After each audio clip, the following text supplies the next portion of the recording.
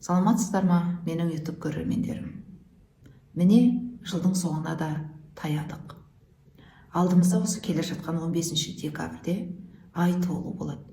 Түнгі сағат 3:30 шамасында.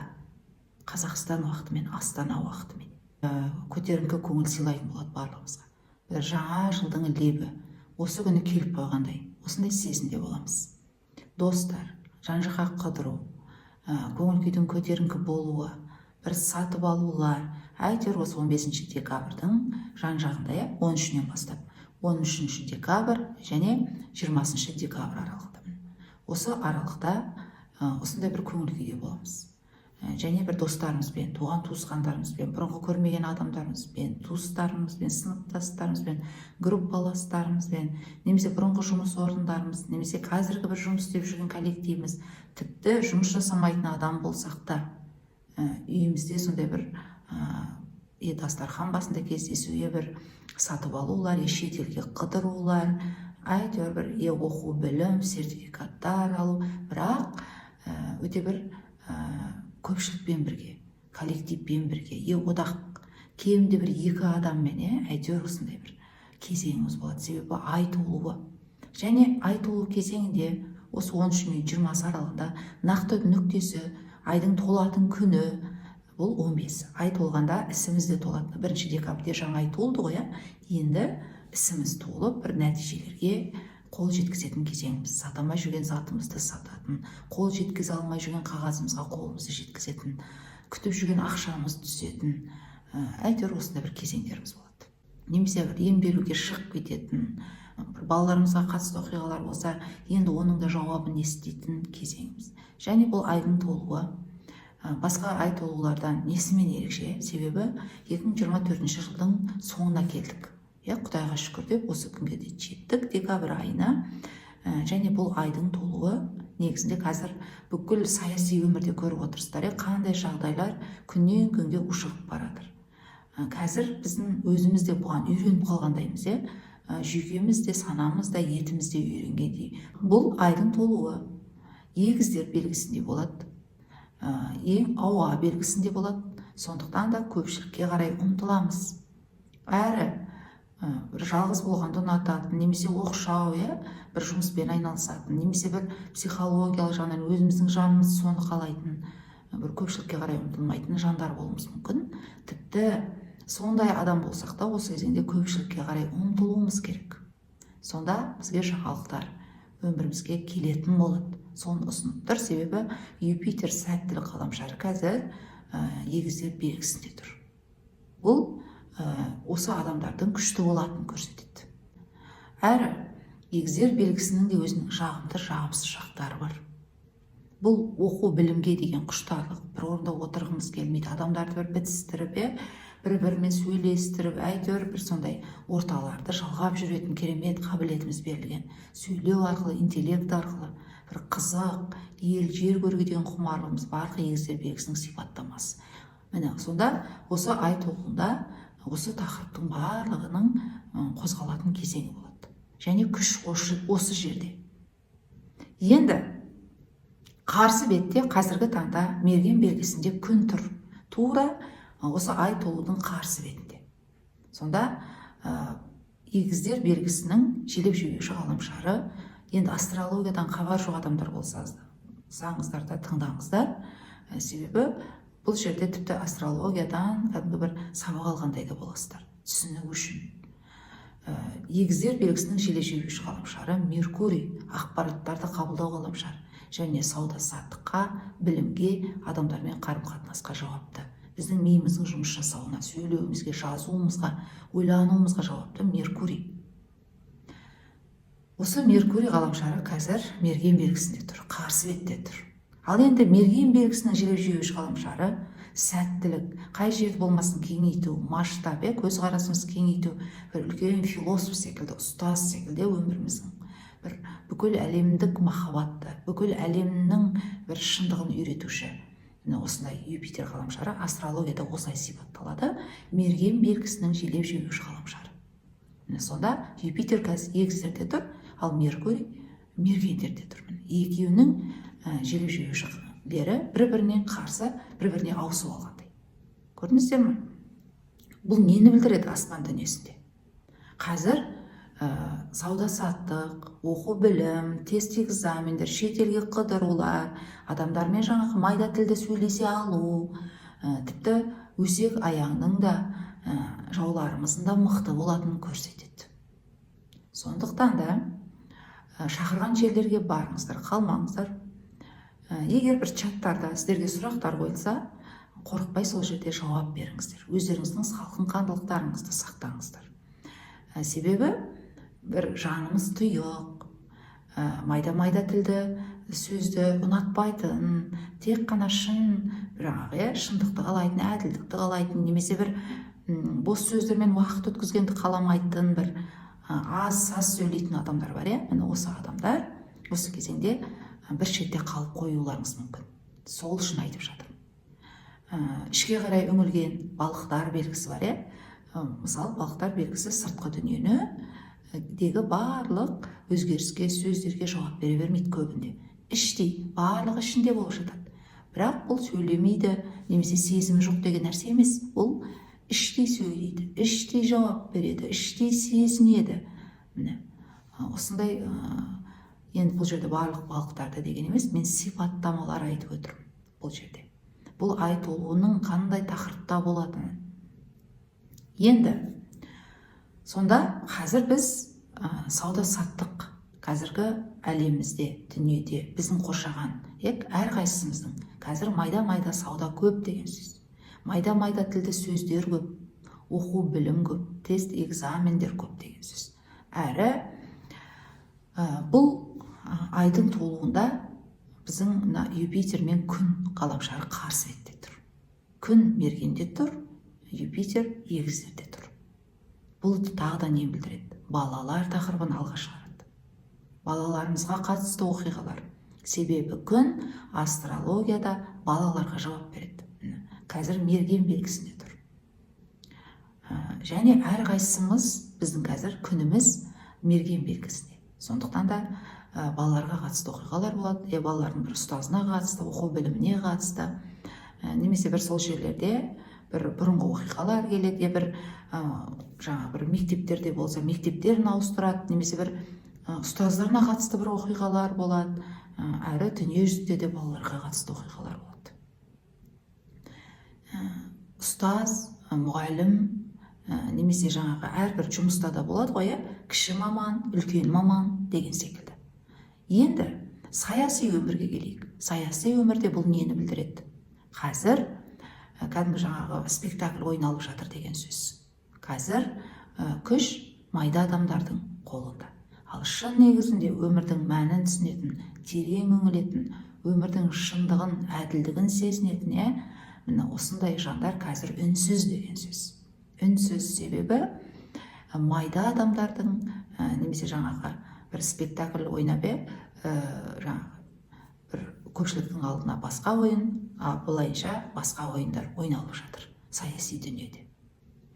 Сонда қазір біздің бір болашағымызға сүйенуімізге бір үлкен ұлы ұстаздарымыз жетіспейді деген сөз.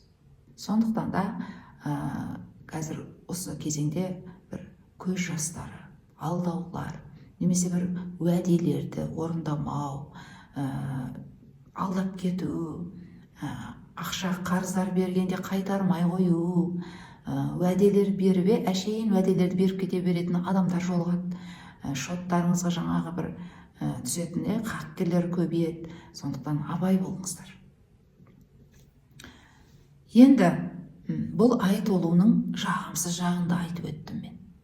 Ал енді жағымды жағы бұл біздің жанымыздың бір қатты ауырлықты қаламай, күнделікті осы бір ауыр тірліктен, дүние мүлік табудан, ақша қаражат табудан, психологиялығы бір күш түсуден миымыздың шаршап, енді жанымыз мерекені қалауы. Жеңіл ғана ешқайда асықпай, қатты ойларға ойланбай, осылай бір уақыт өткізгіміз келеді осы ай толуында. Осыны жеткізгім келіп отыр сіздерге. Себебі осыменен уақыт тоқтап қалмайды. Әрі бұл аптада күннің біздің ең биік нүктесіне жақындайтын кезеңіміз. Себебі алдымызда 21 декабрьде күннің ең биік нүктесіне жететін уақытысы болады. Бұл 1 градусы тауешкі белгісінің 21-не болады. 21 декабрь күні. Күннің ең биік нүктесі.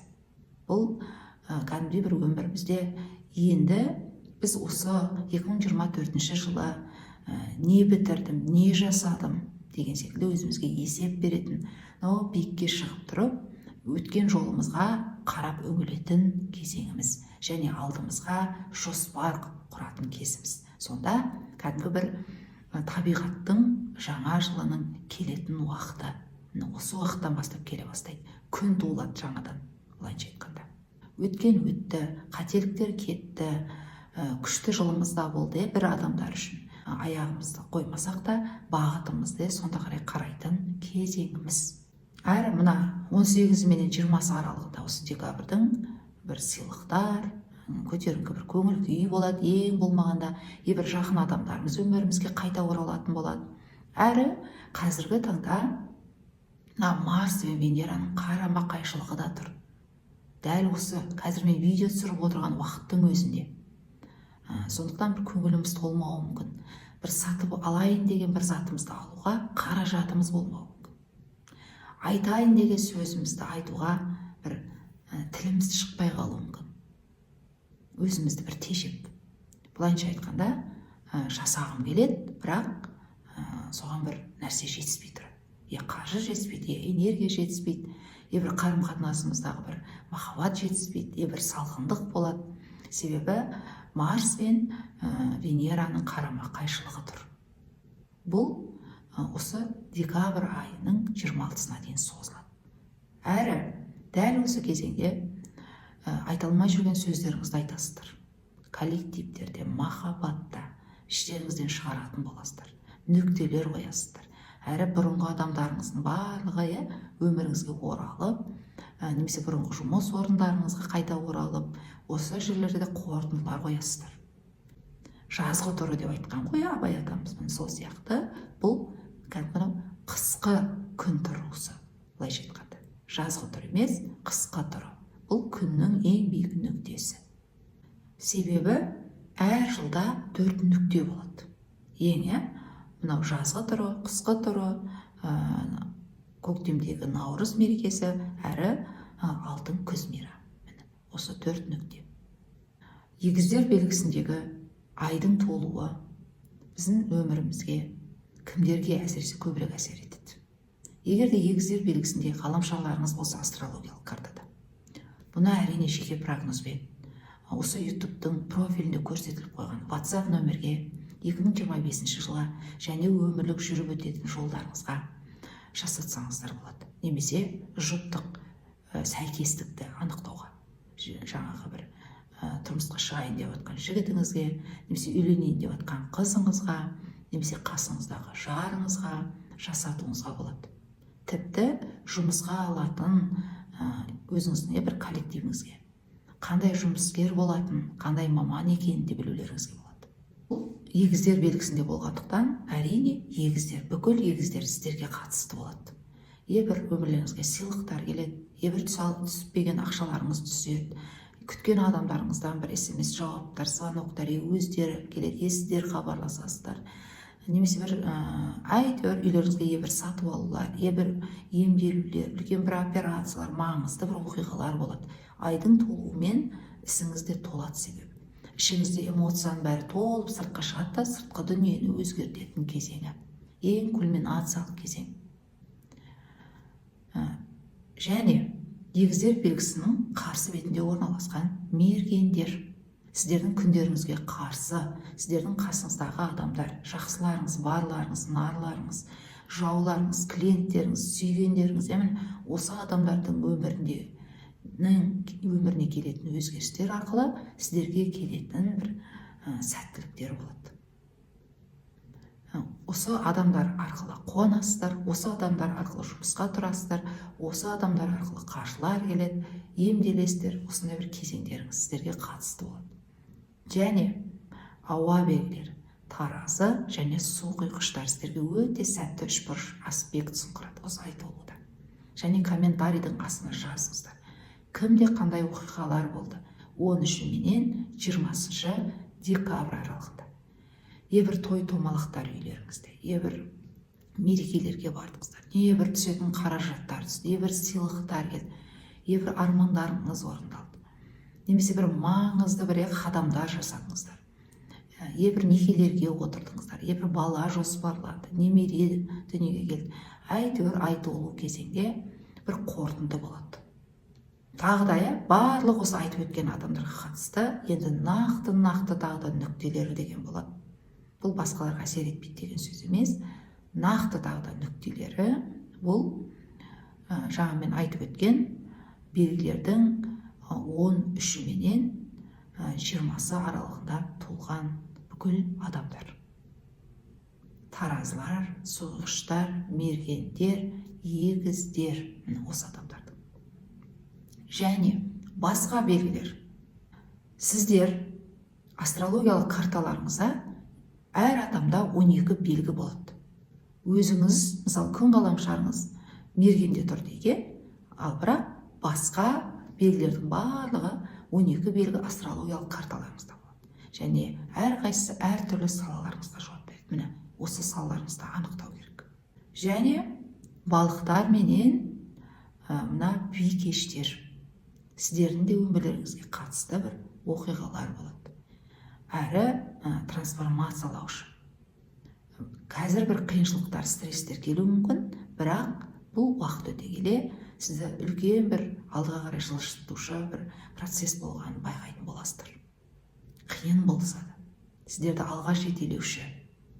Бұл мысалы сіз 500 мыңыңыздан айырылып қалсаңыз, бір адамға кәдімгідей сенбе уәдесіне қарызға берсеңіз, егер де шын негізінде сіз соған көмектесу ниетпен берген болсаңыз, және ол қайтармаса, бір әділдік таразысын бұзылған болса, ол сол ақша сізге әйтеуір бір жақтан, тіпті жағымсыз жақтан болсын, сізге жаңағы 1 миллион, 2 миллион ретінде қайтарылатын болады.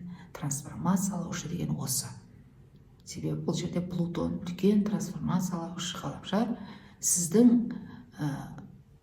бір нәрсеңізден айырылып, оның өтеуіне, қарымтасына біраз уақыт өткізіп, сіздің жүйкеңізді кішкене тоғыстырып, одан соң қарымтасына тура сіздің кеткен жүйкеңіздің, тура сіздің кеткен сеніміңіздің таразыға тартып бір граммна дейін кеңістік әлем қайтаратын болады. Құдай. Дәл осындай процестер болады. Бұл мысал ғана. Махаббатта да, ақша қаржылық қатынаста да, достармен араласта да, кез келген салаларыңызда.